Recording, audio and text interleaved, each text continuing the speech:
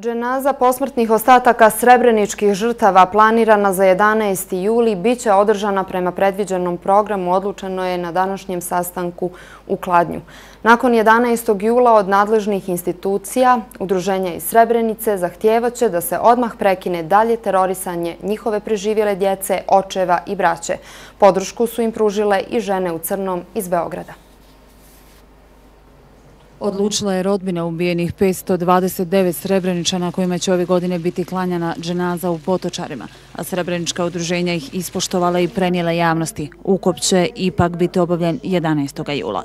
Mi moramo poštovati i one ljude koji su došli iz daleka svijeta, a moramo poštovati i našu djecu i naše srodnike koji su nađeni u više masovnih grobnica, čak i u 6-7 sekundarnih grobnica. Istovremeno, parlament je ostao nijem na traženje da 11. juli država prihvati za dan sjećanja na žrtve genocida u Srebrenici. Učinila je to Evropa, Američki kongres, ali ne žele zastupnici iz Republike Srpske. A to je najmanje što država može uraditi, kažu Srebreničani.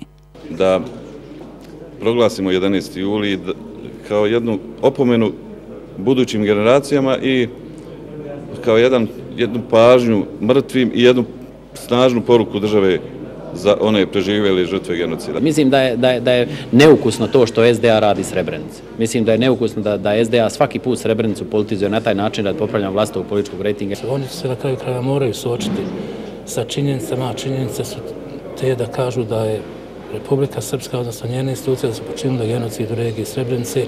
Umjesto mirnih poruka pred 11. juli iz RS-a stižu izjave koje iritiraju žrtve. Uroš Pena je izjavio da ne postoji bojazan da će policija RS-a hapsiti za vrijeme dženaze u Srebrenici. Znači li to da će biti prije ili poslije, Pena nije precizirao, ali majke reagiraju. Ja poručila gospodinu Peni da ne nastavlja put Andana.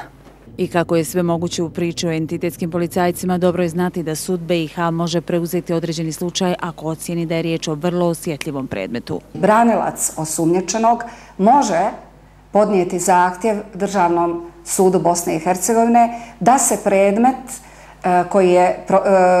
koji je u istrazi, znači prije podizanja optužnice, recimo u Bijeljinskom tužilaštvu, prebaci u nadležnost suda Bosne i Hercegovine. Upravo na tom će insistirati majke Srebrenice. Sve slučajeve u vezi sa Srebrenicom prebaciti sudu Bosne i Hercegovine.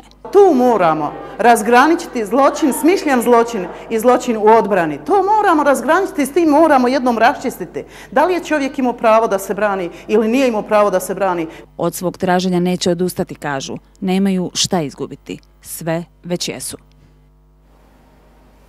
Više od 4000 učesnika iz Bosne i Hercegovine i inozemstva krenulo je jutros putem kojim su preživjeli Srebreničani izašli na slobodnu teritoriju u julu 1995. godine. Iz naselja Nezuk u općini Sapna prema Potočarima krenuo je Marš mira 2009. Putem do Srebrenice u naredna 3 dana učesnicima će se pridružiti i predstavnici brojnih udruženja i organizacija te domaći i međunarodni zvaničnici. Elvedin Bektić je porijeklom iz srebreničkog sela Karačići. U genocidu je izgubio više od 10 članova najbliže familije. Trenutno živi u Londonu, odakle je stigao kako bi se pridružio učesnicima ovogodišnjeg, do sada najmasovnijeg marša od Nezuka do Potočara. Sam imao dosta Bosanci gdje ja živim, oni pričaju od Srebrenice i svetu. Bio sam mlad, kad sam došao ovamo ne razumijem, ne znam kako je bilo, babo mi priča puno, a ne zapamtim. Za neke će pješačenje do Srebrenice biti upoznavanje, a za druge podsjećanje na događaje iz ljeta 1995. godine. Nije se ništa promijenilo, isto kao da je to juče bilo. Meni sjećanja i dalje naviru i podsjeća me na sve one događaje, put onaj pakla kojim smo mi prošli 1995. u julu mjesecu. Trasa je ista kao i prošle godine i učesnici će za 3 dana ukupno prepješačiti više od 100 kilometara. Prvo noćenje je predviđeno na području Kamenice, a dolazak u Potočare u petak 10. jula u večernjim satima. Organizatori su pripremili razne sadržaje za učesnike tokom puta. Akciju smo stavili istorijske časove na kojima će govoriti preživjeli učesnici marša smrti iz jula 1995. godine o svim zlodjelima koje su činili pripadnici srpskih snaga tokom proboja Bošnjaka na slobodne teritorije. Ove se godine promoviše i ideja trajnog obilježavanja i uređivanja trase puta spasa, za čiju se realizaciju traži podrška. Baš kao što su dočekali preživjele Srebreničane u julu 1995.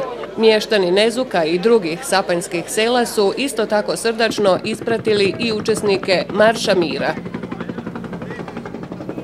U zvorničkom naselju Kamenica otvorena je još jedna sekundarna masovna grobnica u kojoj se najvjerovatnije nalaze posmrtni ostaci žrtava srebreničkog genocida. Riječ je o 13. sekundarnoj masovnoj grobnici na tom području, zbog čega je ono s pravom nazvano Kamenička dolina smrti. Ministar sigurnosti Bosne i Hercegovine Tarik Sadović zatražio je od Interpola u Lijonu suspenziju potjernica u slučaju Tuzlanska kolona.